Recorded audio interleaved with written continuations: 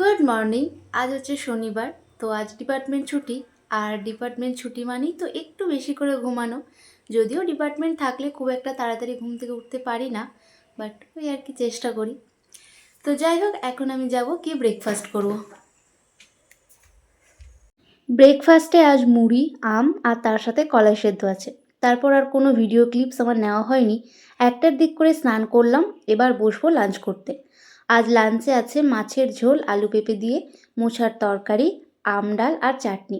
দুপুরে খাওয়া দাওয়া করে একটু ঘুমিয়ে নিলাম। রোজ এই সময়টা ডিপার্টমেন্টেই থাকি, তাই ঘুমানোর সুযোগ একদমই হয় না। তাই শনি রবিবারে একটু ঘুমাই।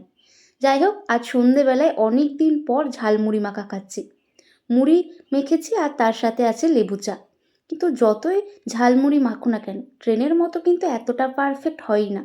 তো আজকের এই মিনি ভ্লগটা এই পর্যন্তই। এরকম আরও মিনি ভ্লগ দেখতে অবশ্যই কিন্তু তোমরা আমার চ্যানেলটাকে সাবস্ক্রাইব করতে পারো। তো চলো আজকের মতো টাটা।